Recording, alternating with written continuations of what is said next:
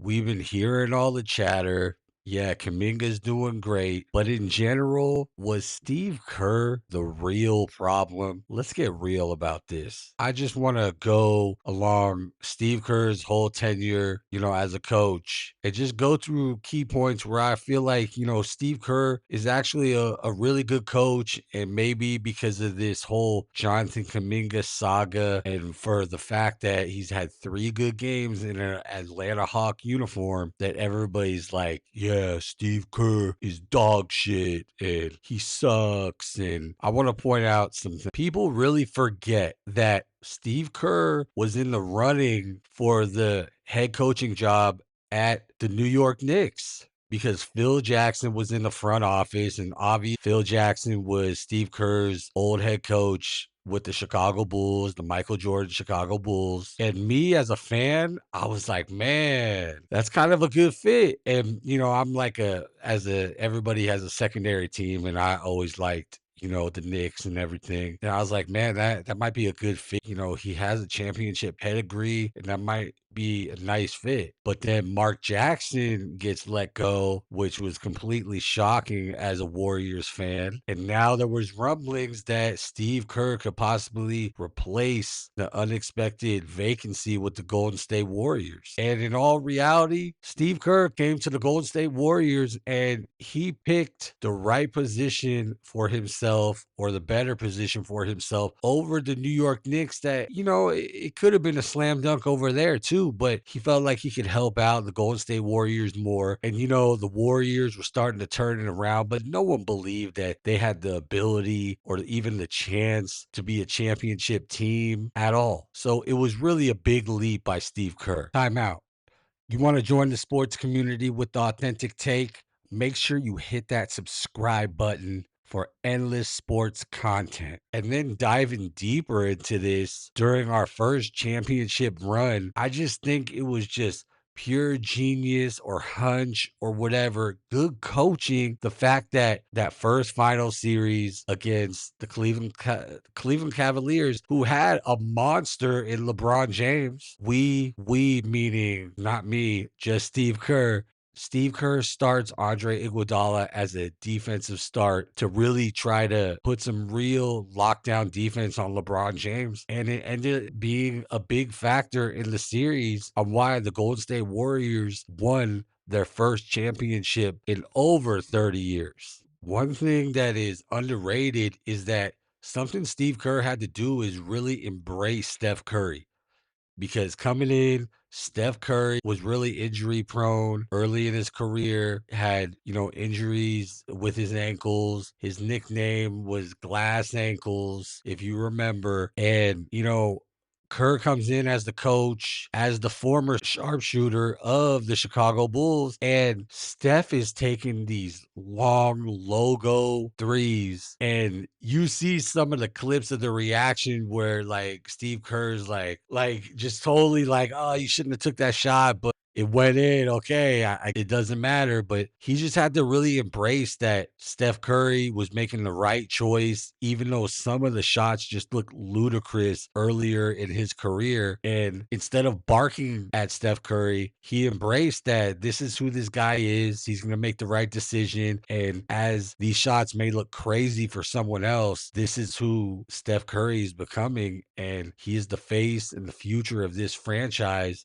And little did he know the future of the NBA. So I think that's definitely a asset of Steve Kerr that was really underrated, that people don't really give him credit for, or they just overlook, or they just plain forget. Other things is like, Steve Kerr coming from the Chicago Bulls as a player, the San Antonio Spurs, he's always had a championship pedigree. And people overlook that, like they say he's overrated or whatever. And it's like, this guy has always been a winner. You can't teach that. And I just think it's very disrespectful when, especially non-Warriors fans, like they just want to talk down on Steve Kerr like he don't know how to do this. But he does, and this championship shit is in his DNA, and he proves it every time. Something else he did was, in the last championship that the Warriors won against the Boston Celtics, where, I was scared in that series because, the Celtics were young, Jaylen Brown and Jason Tatum were very up and coming. And the whole year they were talked about like if anybody sees them in the finals, they have no chance, really. One of the key factors to me was Steve Kerr really showing faith in an arrogant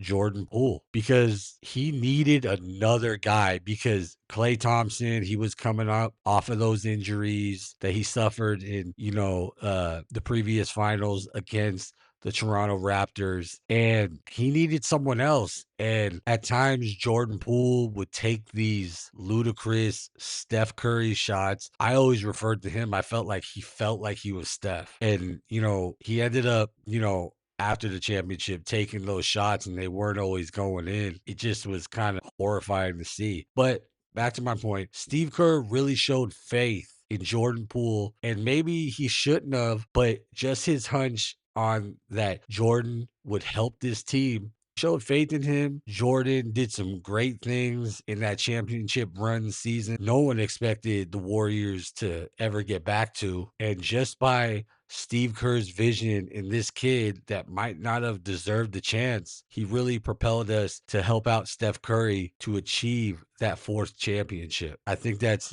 often overlooked because Jordan Poole, when his name comes up, it's just, oh, Draymond socked him out and then the Warriors traded him away. And lastly, the thing that I like that Steve Kerr did is he made it public that, with this whole Kuminga situation, that he is a coach. He coaches the players on the floor. He is not a player developer, and he is not in player development. So I like that he came out and said that because I mean, there can't be anything more truer than that. I mean, if you ask me, because that's what he's paid to do is, teach these players his game plan on the floor, assist them the best way he can on the floor during game time situations. And it's really on his assistant coaches to work day to day with a player like Jonathan Kuminga and really develop him, make him better, and make him sharp enough to where he could actually get on the floor and get some playing time. And therefore, with everybody saying the crap that they say about Jonathan Kuminga, he's going to be an all-star now. And,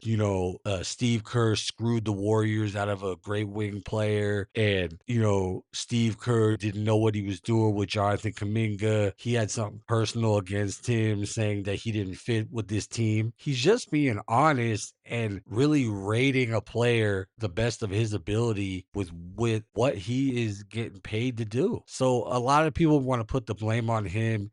And I just think that's really unfair because it's like, what else does he have to do to prove that he's a legendary coach with the Golden State Warriors? This is maybe one decision that didn't work out because in the reality, a lot of players don't work out in the NBA and some do. It's just, he just wasn't the right fit for the Warriors. And Steve Kerr was honest about that. Just because he does good somewhere else doesn't mean he's going to do good here with the Golden State Warriors. It ain't always easy to play with Steph Curry. I don't know, but I got to think that it's not, especially with a guy like that, face of the league that, demands the ball when key opportunities come. So I think Steve Kerr gets bashed a little bit too much by that or for that. And I think it's a little, disrespectful, just kind of throwing him under the bus and putting everything on his back when I don't think he really deserves that. Just my opinion. But tell me what you think. Is the decline of the Warriors, the Jonathan Kuminga situation that is now over, was this all Kerr's fault or are people just overreacting? Make sure you leave a like, comment, and subscribe to the channel. Until next time, this is the Authentic Take.